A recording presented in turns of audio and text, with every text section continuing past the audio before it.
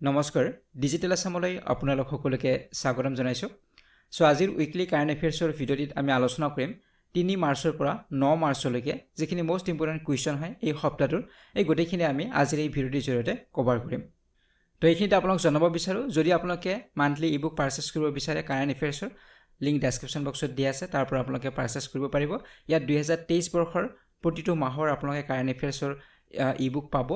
with details আপোনালোকে পাব কুৱেশ্যনৰ লগতে এটা ডিটেইলছও দিয়া হৈছে ইয়াৰ উপৰি 2024 বৰ্ষৰ আপোনালোকে কাৰেন্ট এফেয়াৰ্সৰ ইবুক বিলাক পাই থাকিব মান্থলি আপডেট হ'ব আপোনালোকে এপৰ পৰা ডাউনলোড কৰি ল'ব পাৰিব তো যদি আপোনালোকে ইন্টাৰেষ্টেড হয় লিংক ডেসক্ৰিপচন বক্সত দিয়া আছে তাৰ পৰা আপোনালোকে পাৰচেজ কৰিব পাৰিব তো এতিয়া আৰম্ভ কৰিছো আজিৰ ভিডিঅ'টি সো প্ৰথম প্ৰশ্নটোলৈকে আহিছো ইয়াতে সুধিছে after A gap of 76 years Assam is set to get second Ayurvedic college in which district যে 76 ইয়াৰ্স পিছত অসমত দ্বিতীয়খন আয়ুৰ্বেদিক মহাবিদ্যালয় বনাবলৈ আৰম্ভ কৰা হৈছে আৰু ইয়াৰ আধাৰশিলাও স্থাপন কৰা হল ৰিসেন্টলি গতিকে কোট বনোৱা হ'ব এই দ্বিতীয়খন আয়ুৰ্বেদিক মহাবিদ্যালয় হে হল প্ৰশ্ন গতিকে অসমৰ দ্বিতীয়খন আয়ুৰ্বেদিক মহাবিদ্যালয় হ'ব তো অপচনত আছে ধুবৰী গোৱালপাৰা বঙাইগাঁও আৰু বৰপেটা উত্তৰ হ'ব অপচন নম্বৰ বি হ'ব গোৱালপাৰা গতিকে গোৱালপাৰাত নিৰ্মাণ কৰা হ'ব অসমৰ দ্বিতীয়খন আয়ুৰ্বেদিক মহাবিদ্যালয় তো এই বিষয়ে অলপমান ডিটেইলছ জানি লৈছো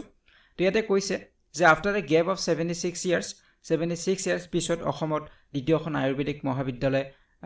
গঢ় ল'ব আৰু ইয়া নিৰ্মাণ কৰা হ'ব গোৱালপাৰা জিলাত নিৰ্মাণ কৰা হ'ব গতিকে গোৱালপাৰাৰ ক'ত নিৰ্মাণ কৰা হ'ব সেইটো আমি জানিব লাগিব কাৰণ অপচনত আমাৰ হেইটোও থাকিব পাৰে তো গোৱালপাৰাৰ দুধনৈত নিৰ্মাণ কৰা হ'ব দ্বিতীয়খন আয়ুৰ্বেদিক মহাবিদ্যালয় আৰু ৰিসেন্টলি আমাৰ 4 মাৰ্চ তাৰিখত সৰ্বানন্দ সোণোৱাল তেখেতে ফাউণ্ডেশ্যন ষ্টন বা আধাৰশিলা স্থাপন কৰিলে আৰু এই যে নতুন আয়ুৰ্বেদিক কলেজ নিৰ্মাণ কৰা হ'ব ইয়াত যেটো এস্টিমেট ধৰা হৈছে বাজেটত ধৰা হৈছে 70 ক্ৰোৰ ইয়াত ধৰা হৈছে আৰু ইয়াত 100 ষ্টুডেন্টছৰ কেপাসিটি থাকিব ইনটেক কেপাসিটি বা এডমিশন ল'ব পাৰিব 100 জন ছাত্ৰ ছাত্ৰী ইয়াত এডমিশন ল'ব পাৰিব আৰু আন্ডাৰ গ্ৰেজুৱেট যেটো কোৰ্স বিএ এমএস বুলি কোৱা হয় এই কোৰ্সত এডমিশন ল'ব পাৰিব তো ইয়াৰ উপৰি ইয়াত হাৰ্বেল টি গাৰ্ডেন থাকিব আৰু এটা ম্যানুফ্যাকচাৰিং ইউনিটও থাকিব ইয়াত আয়ুৰ্বেদিক মেডিচিন নিৰ্মাণ কৰিব পাৰিব ম্যানুফ্যাকচাৰ কৰিব পাৰিব গতিকে এটা ম্যানুফ্যাকচাৰিং ইউনিটও ইয়াত থাকিব ঠিক আছে তো আমাৰ প্ৰথমখন আয়ুৰ্বেদিক মহাবিদ্যালয় কোড আছিল বা কেতিয়া নিৰ্মাণ কৰা হৈছিল তো হেয়া হৈছে গভৰ্ণমেণ্ট আয়ুৰ্বেদিক কলেজ গুৱাহাটী তো ইয়াত জালুকবাৰীত অৱস্থিত আৰু ইয়াত নিৰ্মাণ কৰা হৈছিল 1948ত নিৰ্মাণ কৰা হৈছিল আৰু দ্বিতীয়খন আমাৰ আৰম্ভ কৰা হৈছে 2024 তাৰিখৰ 4 মাৰ্চ তাৰিখত তো এতিয়া আইছো নেক্সট কুৱেশ্যন নম্বৰ 2 লৈকে তো ইয়াতে সুধিছে which two products of Assam recently got GI tag যে অসমৰ কোন দুটা সামগ্ৰীয়ে হেহতিয়াকৈ GI tag লাভ কৰিলে গতিকে অসমৰ দুটা সামগ্ৰীয়ে ৰিসেন্টলি GI tag লাভ কৰিছে জিওগ্ৰাফিক্যাল ইন্ডিকেশন tag লাভ কৰিছে গতিকে সেই সামগ্ৰী ৰূপত কি কি হেয়া হল প্ৰশ্ন তো ইয়াৰ উত্তৰটো হ'ব অপচন নম্বৰ সি হ'ব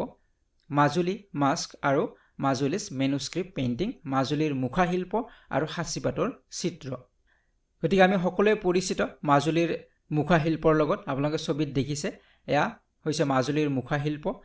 গতিকে এই মুখা শিল্পই ৰিসেন্টলি GI ট্যাগ লাভ কৰিলে জিওগ্ৰাফিক্যাল ইন্ডিকেশন ট্যাগ লাভ কৰিলে আৰু এই মাজুলীৰ যি মাস্ক বা মুখা শিল্প এয়া হাতেৰে নিৰ্মাণ কৰা হয় এই মুখাবিলাক আৰু সাধাৰণতে ভাওনা বা থিয়েট্ৰিক্যাল পাৰফৰম্যান্স এইবিলাকত ব্যৱহাৰ কৰা হয় এই মুখাসমূহ সো তাৰ পিছত আনবিধ হৈছে মাজুলীৰ হাসিপাতৰ চিত্ৰ এয়া ছবিত আপোনালোকে দেখিছে মাজুলীৰ মেনুস্ক্ৰিপ্ট পেইন্টিংও লাভ কৰিছে GI ইন্ডিকেশন ট্যাগ লাভ কৰিছে গতিকে আমাৰ যে দুই গুৰুজন আছে তেওঁলোকৰ অমৰ সৃষ্টি হয় হাসিপাতৰ পুথি গতিকে হাসি গছৰ বাকলিৰ পৰা হেঙুল হাইতেল মাটিমা ঔটেঙা আদি প্ৰাকৃতিকভাৱে এই হাসিপাতৰ পুথি চিত্ৰ প্ৰস্তুত কৰা হৈছিল গতিকে এই অতিকৈ কঠিন হয় বৰ্তমান প্ৰায় বিলুপ্ত হয় কিন্তু মাজুলীৰ যিবিলাক সত্ৰ এই সত্ৰসমূহত এতিয়াও ইয়া প্ৰচলন হৈ আছে গতিকে এই হাসিপাতৰ চিত্ৰ GI ট্যাগ লাভ কৰিছে গতিকে এটো ইম্পৰ্টেন্ট হয় আপোনালোকে মনত ৰাখিব সো এটা আছে কুৱেশ্যন নম্বৰ 3 লৈকে ইয়াতে সুধিছে in which state PM Modi inaugurated the strategically significant Sela tunnel project on 9th March যে কোনখন ৰাজ্যত প্ৰধানমন্ত্ৰী নৰেন্দ্ৰ মোদীয়ে 9 মাৰ্চ তাৰিখত কৌশলগতভাৱে উল্লেখযোগ্য চেলা সুৰংগ প্ৰকল্প উদ্বোধন কৰিছে তো ৰিসেন্টলি আমাৰ প্ৰধানমন্ত্ৰী গৰাকীয়ে চেলা সুৰংগ প্ৰকল্প বা চেলা টানেল প্ৰজেক্ট 9 মাৰ্চত উদ্বোধন কৰিলে গতিকে কোড উদ্বোধন কৰিছে হেয়া হল প্ৰশ্ন অপচনত আছে ত্ৰিপুৰা মেঘালয় অৰুণাচল প্ৰদেশ আৰু আসাম উত্তৰ হ'ব অপচন নম্বৰ সি অৰুণাচল প্ৰদেশ গতিকে ৰিসেন্টলি বা 9 মাৰ্চ তাৰিখত আমাৰ প্ৰধানমন্ত্ৰী গৰাকীয়ে উদ্বোধন কৰিলে চেলা টানেল প্ৰজেক্ট ক'ত অৰুণাচল প্ৰদেশত আৰু ইয়াৰ যিটো কষ্ট ইয়াৰ যিটো খৰচটো হৈছে 825 কোটি টকা ইয়াত খৰচ হৈছে আৰু যেটো কানেক্টিং ৰোড হয় তেজপুৰ টু টাৱাং অসমৰ তেজপুৰৰ পৰা টাৱাঙৰ যেটো কানেক্টিং ৰোড হয় সেই ৰাস্তাটোত নিৰ্মাণ কৰা হৈছে ওয়েষ্ট কামেং জিলাত 13700 ফিট ওপৰত উচ্চতাত ইয়া নিৰ্মাণ কৰা হৈছে সি লেভেলৰ 13700 ফিট ওপৰত ইয়া নিৰ্মাণ কৰা হৈছে ঠিক আছে আৰু ইয়াৰ যেটো ফাউণ্ডেশ্যন ষ্টন বা আধাৰশিলা স্থাপন কৰিছিলে 2019 চনত আমাৰ প্ৰধানমন্ত্ৰী গৰাকীয়ে আধাৰশিলা স্থাপন কৰিছিলে ঠিক আছে এইখিনি মনত ৰাখিব নেক্সট কোৱেশ্চনলৈকে আহিছো কোৱেশ্চন নম্বৰ 4 ইয়াতে সুধিছে Risa is a tribal costume of which state which was recently granted GI tag যে ৰিসা কোনখন ৰাজ্যৰ জনজাতীয় সাজ পোছাক যিখনক হেহতিয়াকৈ জিআই টেগ দিয়া হৈছে তো যিদৰে আমাৰ অসমৰ বা মাজুলীৰ মাস্ক আৰু মেনুস্ক্ৰিপ্ট পেইন্টিংক দিয়া হৈছে ঠিক তেনেদৰে ৰিসা এবিধ জনজাতীয় সাজ পোছাক হয় এই সাজ পোছাকবিধ লাভ কৰিছে জিআই টেগ গতিকে কোনখন ৰাজ্যৰ জনজাতীয় সাজ পোছাক হয় ৰিসা অৰুণাচল প্ৰদেশ আসাম ত্ৰিপুৰা আৰু মেঘালয় তো ইয়াৰ উত্তৰটো হ'ব অপচন নম্বৰ সি ত্ৰিপুৰা গতিকে ত্ৰিপুৰাৰ জনজাতীয় সাজ পোছাক হয় ৰিসা তো এই বিষয়ে অলপমান আমি ডিটেইলছ জানি লৈছো আপোনালোকে ছবিত দেখিছে এইখন হৈছে ৰিসাৰ ছবি গতিকে ট্ৰেডিশনাল ট্ৰাইবেল এটায়াৰ হয়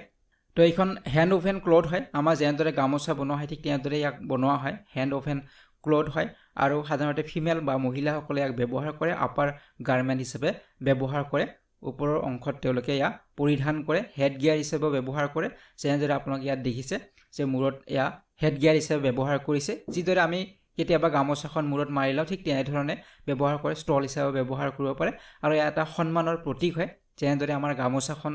আমাৰ সন্মানৰ প্ৰতীক ঠিক তেনেদৰে এই ৰিসাখনো তেওঁলোকৰ বাবে সন্মানৰ প্ৰতীক হয় আৰু সাধাৰণতে বিয়া হওক গাৰিয়া পূজা হওক এইবিলাকত তেওঁলোকে ইয়া পৰিধান কৰে তো ইয়াৰ ওপৰত আপোনালোকে মনত ৰাখিব ৰিসাখন আসলতে অকলে ইয়াক ব্যৱহাৰ কৰা নহয় সাধাৰণতে তিনিবিধ কস্টিউম একচুয়ালি তেওঁলোকে একেলগে পৰিধান কৰে আৰু ৰিসাটো হৈছে তাৰ এটা পাৰ্ট হয় আৰু সেই তিনিবিধ কস্টিউম হৈছে ৰিসা ৰিগনাই আৰু ৰিকুটো গতিকে ৰিসাৰ বিষয়ে আমি গম পালো ৰিগনাই হৈছে লোৱাৰ গাৰ্মেণ্ট হিচাপে তেওঁলোকে ব্যৱহাৰ কৰে তলৰ অংশত তেওঁলোকে পৰিধান কৰে তাক ৰিগনাই বুলি কোৱা হয় যেনেদৰে আমাৰ মেখেলা পৰিধান কৰা হয় ঠিক তেনেদৰে তেওঁলোকে ৰিগনাই পৰিধান কৰে তলৰ অংশত লোৱাৰ গাৰ্মেণ্ট হিচাপে আৰু ঋতুকো হেয়া গাত মেৰিয়াই লয় চুন্দ্ৰী বা পল্লু বুলি যি কোৱা হয় আমাৰ ঠিক তেনেদৰে তেওঁলোকে মেৰিয়াই লয় আৰু ওপৰত অংশত হেয়া হেড গিয়াৰ হিচাপে হওক বা ষ্টল হিচাপে তেওঁলোকে ৰিসা পৰিধান কৰে ঠিক আছে তো এয়া হৈছে ত্ৰিপুৰা ট্ৰেডিশনাল ট্ৰাইবেল এটায়াৰ হয় ৰিসা আৰু ৰিসেন্টলি জিআই টেগ লাভ কৰিছে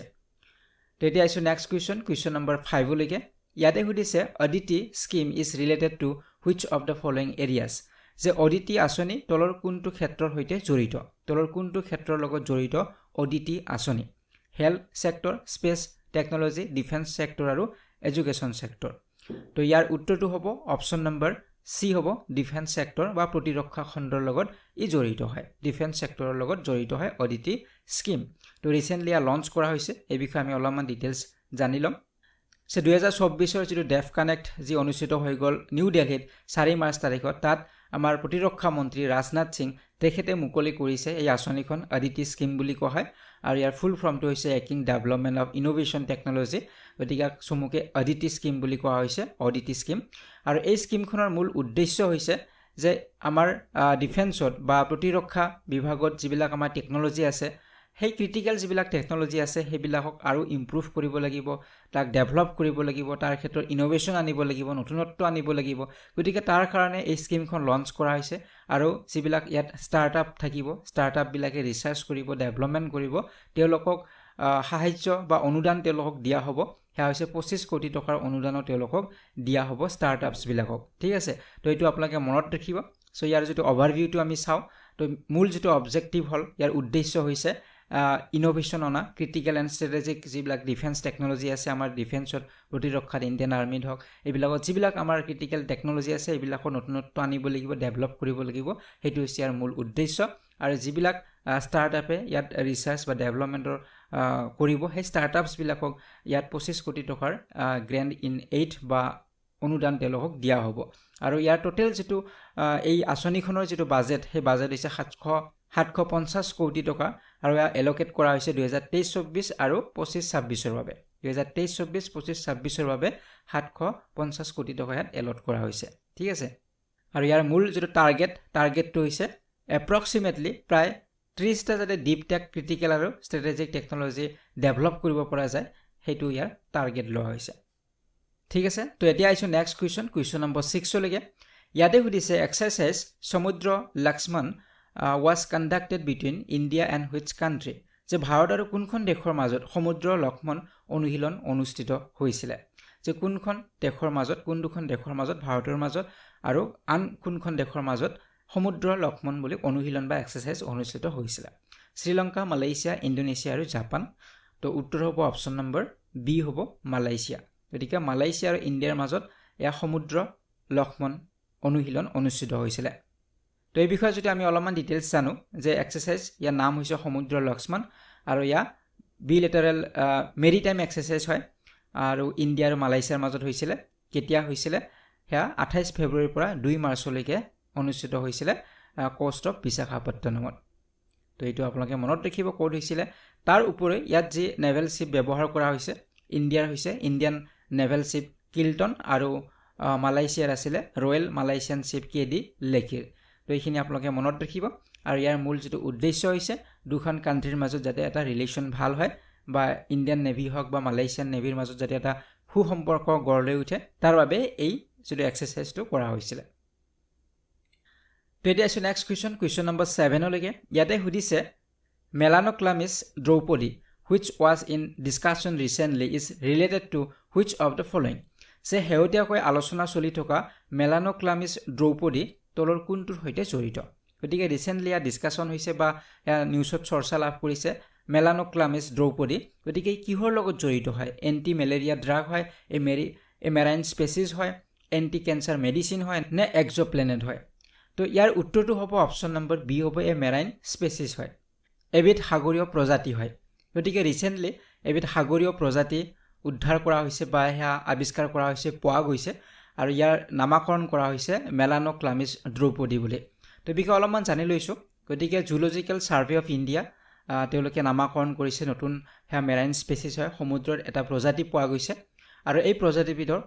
নাম দিয়া হৈছে আমাৰ ভাৰতৰ ৰাষ্ট্ৰপতি দ্ৰৌপদী মুৰ্মুৰ নামেৰে নামকৰণ কৰা হৈছে মেলানোক্লামিছ দ্ৰৌপদী বুলি তো ইয়া মনত ৰাখিব ছবিত আপোনালোকে দেখিছে এবিধ হৈছে নতুন প্ৰজাতি ইয়াৰ যেটো স্পেচিছটো বহুত স্মল হয় বহুত সৰু হয় ব্ৰাউনিশ ব্ল্যাক কালাৰ হয় আৰু ইয়াত ৰেড স্পট দেখা পোৱা গৈছে ৰঙা ৰঙা স্পট আমি দেখিবলৈ পাইছো গতিকে ইয়াক নামকৰণ কৰা হৈছে মেলানোক্লামিছ দ্ৰৌপদী বুলি ইয়া মনত ৰাখিব আৰু এই প্ৰজাতিবিধৰ ৰিপ্ৰডাকচন কেতিয়া হয় কোন মাহত হয় ৰিপ্ৰডাকচন হে নৱেম্বৰ আৰু জানুৱাৰীত ইয়াৰ ৰিপ্ৰডাকচন হয় তো এইটো আপোনালোকে মনত ৰাখিব আৰু এই প্ৰজাতিবিধ কোড উদ্ধাৰ কৰা হৈছে coast of West Bengal and Orissa গতিকে ওয়েস্ট বেংগল আৰু উৰিষ্যাৰ কোষ্টত ইয়া উদ্ধাৰ কৰা গৈছে আৱিষ্কাৰ কৰা হৈছিল ঠিক আছে তো এতিয়া আইছো নেক্সট কুৱেশ্যন নম্বৰ 8 লৈকে ইয়াতে সুধিছে who has became the first women sniper of border security force BSF গতিকে সীমান্ত সুৰক্ষা বাহিনীৰ প্ৰথম মহিলা স্নাইপাৰ কোন গতিকে ইয়াত ফাৰ্ষ্ট ওমেন স্নাইপাৰ হয় বিএসএফৰ হেয়া কোন হয় হেতু হল প্ৰশ্ন তো ইয়াৰ উত্তৰটো হ'ব অপচন নম্বৰ ডি হ'ব সুমন কুমাৰী গতিকে সুমন কুমাৰী ইন্দোৰৰ সাব ইন্সপেক্টৰ হয় তেখেত সুমন কুমাৰী তেখেতৰ ঘৰ হৈছে হিমাচল প্ৰদেশত তেখেত হৈছে প্ৰথম গৰাকী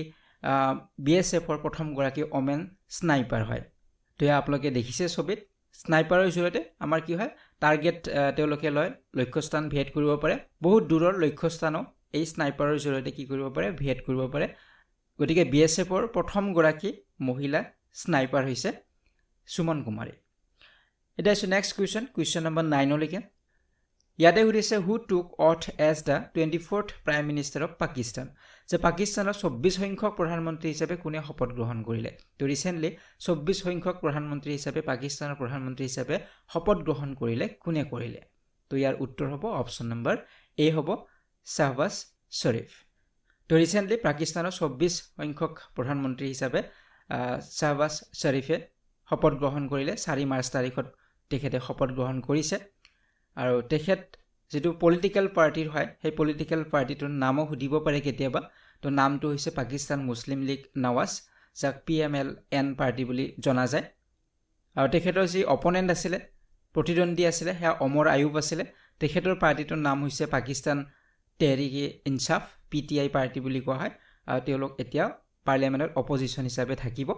শ্বেহবাজ শ্বৰীফ তেখেতে ইয়াৰ পূৰ্ব পাকিস্তানৰ প্ৰধানমন্ত্ৰী হিচাপে আছিলে এইটো তেওঁৰ দ্বিতীয়টো টাৰ্ম হয় ছেকেণ্ড টাৰ্ম হয় তেওঁৰ প্ৰথমবাৰ তেওঁ 2022 চনত আছিলে 22 এপ্ৰিলৰ পৰা আগষ্ট 2023 লৈকে তেখেতে প্ৰাইম মিনিষ্টাৰ হিচাপে আছিলে তো এতিয়া আইছো নেক্সট কুৱেশ্যন নম্বৰ 10 লৈকে ইয়াতে সুধিছে in which state has the widow remarriage promotion scheme been launch recently যে শেহতীয়াকৈ কোনখন ৰাজ্যত বিধৱা পুনৰ বিবাহ প্ৰসাৰ আঁচনি আৰম্ভ কৰা হৈছে যে এখন ৰাজ্যত বিধৱা পুনৰ বিবাহ প্ৰসাৰৰ বাবে এখন আঁচনি লোৱা হৈছে আৰু ভাৰতৰ এয়া প্ৰথম এখন ৰাজ্য যিখন ৰাজ্যই এনে ধৰণৰ আঁচনি আৰম্ভ কৰিছে তো সেই ৰাজ্যখনৰ নাম কি উত্তৰ হ'ব অপচন নম্বৰ ডি ঝাৰখণ্ড গতিকে ঝাৰখণ্ডৰ চিফ মিনিষ্টাৰ চাম্পাই সোৰেন তো চাম্পাই সোৰেনে তেখেতে ৰিচেণ্টলি লঞ্চ কৰিছে এখন আঁচনি আৰু সেই আঁচনিখনৰ নাম হৈছে বিধৱা পুনৰ বিবাহ প্ৰোৎসাহন যোজনা ইংৰাজীত ক'লে উইডো ৰিমেৰিজ ইনচেন্টিভ স্কিম গতিকে ইয়াত ইনচেন্টিভ দিয়া হ'ব যিসকলে উইডো ৰিমেৰিজ কৰিব পুনৰ বিবাহ কৰিব তেওঁলোকক ইনচেন্টিভ দিয়া হ'ব গতিকে এইখন প্ৰথমখন ইণ্ডিয়াৰ এনে ধৰণৰ স্কিম হয় ইয়াৰ আগত ইণ্ডিয়াত এনে ধৰণৰ স্কিম আৰু কোনো লঞ্চ কৰা নাছিলে আৰু যিখন স্কিমে সাপোৰ্ট কৰিব বা এনকাৰেজ কৰিব উইডোসকলক গতিকে উইডোসকলক যদি কোনোবাই বিয়া পাতে তেতিয়াহ'লে তেওঁক ফাইনেন্সিয়েল ইনচেন্টিভ 2 লাখ টকাৰ দিয়া হ'ব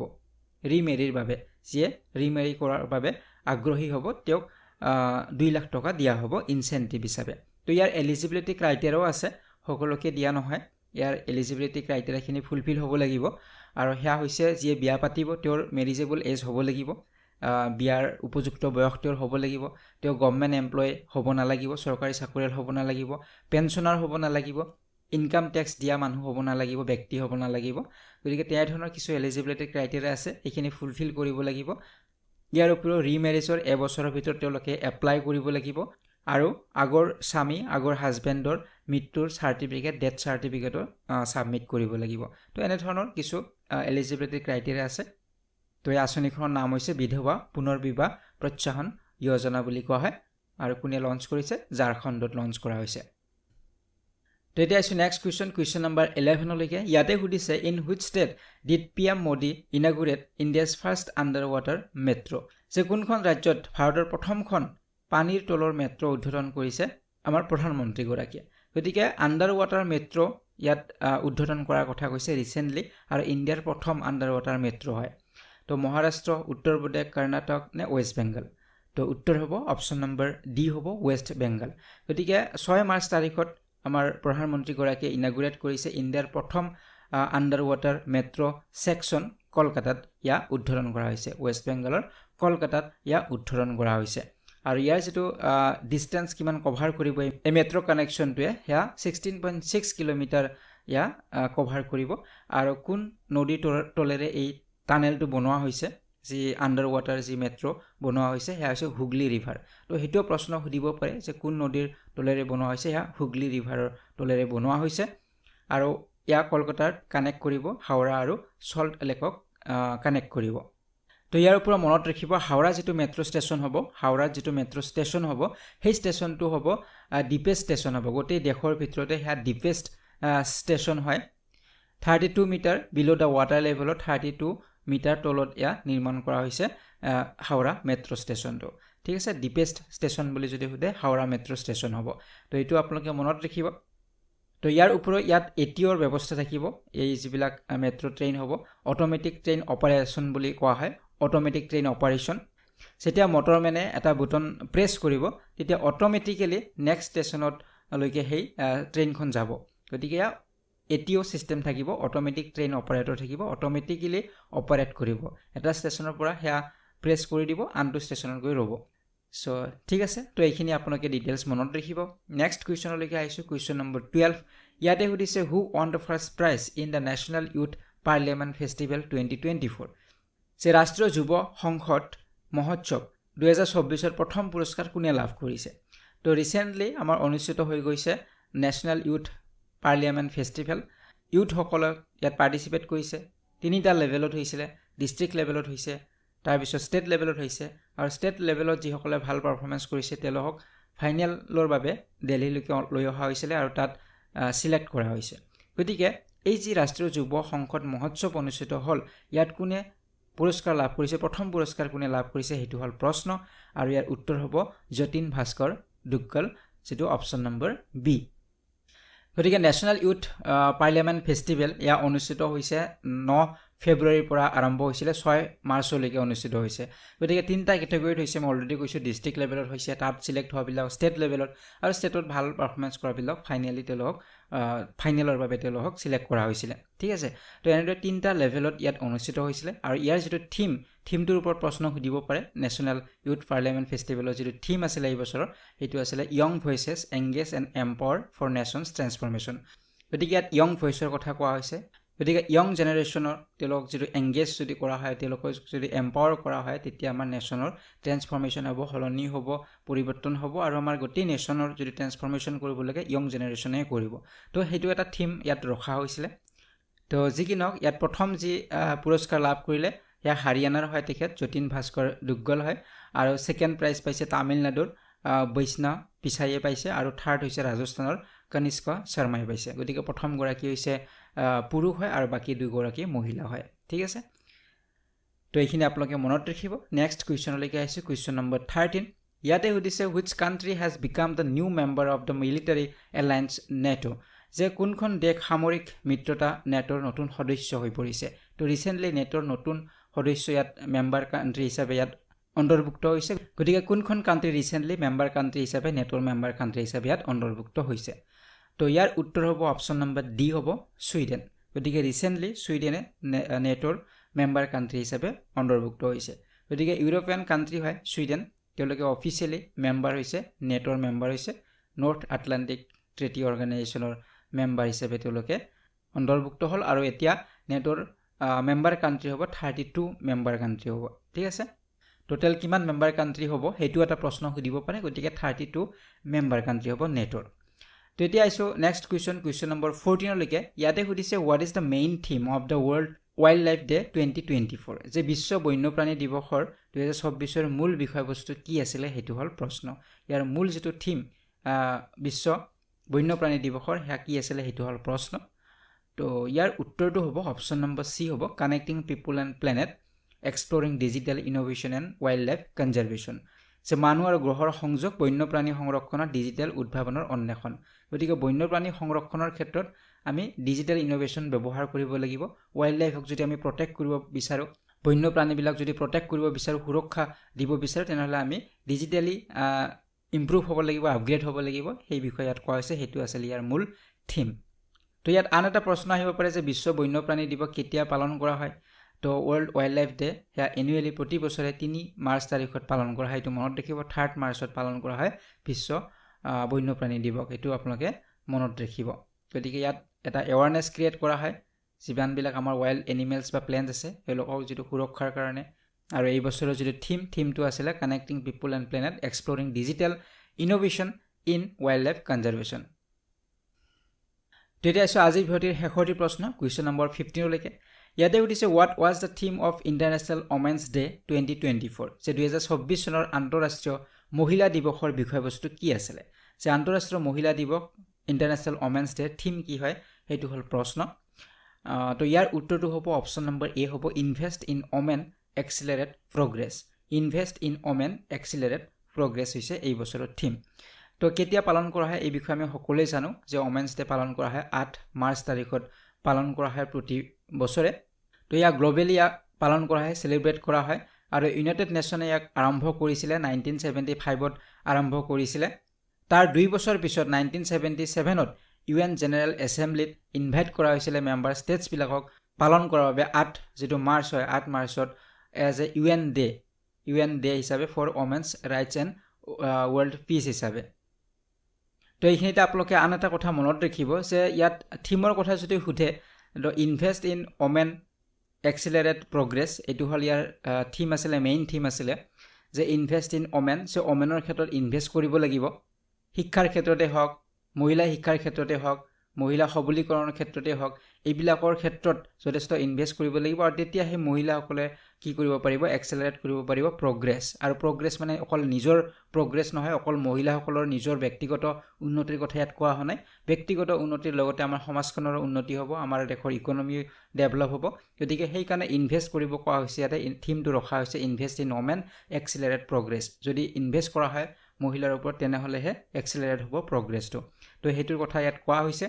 তাৰ উপৰি ইয়াত কেম্পেইন থিম এটাও ৰখা হৈছিলে সেইটোও মনত ৰাখিব লাগিব কেম্পেইন থিম বুলি যদি সোধে তেনেহ'লে হ'ব ইনস্পায়াৰ ইনক্লুজন গতিকে কেম্পেইন থিম বুলি যদি সোধে প্ৰশ্ন আহে তেনেহ'লে উত্তৰ হ'ব ইনস্পায়াৰ ইনক্লুজন তো ইয়াত ইনক্লুজনক ইনস্পায়াৰ কৰিবলৈ কোৱা হৈছে ইনক্লুজন মানে ইয়াত মহিলাসকলকো ইয়াত ইনক্লুড কৰিব লাগিব অকল পুৰুষ নহয় পুৰুষৰ লগতে মহিলাসকলকো ইনক্লুড বা অন্তৰ্ভুক্ত কৰিব লাগিব সেয়া শিক্ষাৰ ক্ষেত্ৰতে হওক বা বিজনেছৰ ক্ষেত্ৰতে হওক বা যিকোনো ক্ষেত্ৰতে নহওক কিয় সকলো ক্ষেত্ৰতে যাতে তেওঁলোকক ইনক্লুড কৰাৰ ক্ষেত্ৰত ইনস্পায়াৰ কৰা হয় তো তাৰ বাবে এটা কেম্পেইন থিম ৰখা হৈছিলে আৰু ইয়াৰ নাম হৈছে ইনস্পায়াৰ ইনক্লুজন ঠিক আছে তো আজিৰ এই ভিডিঅ'টিত আমি ইম্পৰ্টেণ্ট 15টি কুৱেশ্যন আমি ডিছকাছ কৰিলোঁ গতিকে যদি আপোনালোকে আগৰ ভিডিঅ'বিলাক চোৱা নাই লিংক ডেছক্ৰিপশ্যন বক্সত দিয়া আছে তাৰ পৰা আপোনালোকে আগৰ ভিডিঅ'সমূহ চাব পাৰিব তো আজিৰ ভিডিঅ'টি ইমানেই আছিলে পৰৱৰ্তী ভিডিঅ'ত পুনৰ লগ পোৱাৰ আশাৰে আজিলৈ বিদায় লৈছোঁ ধন্যবাদ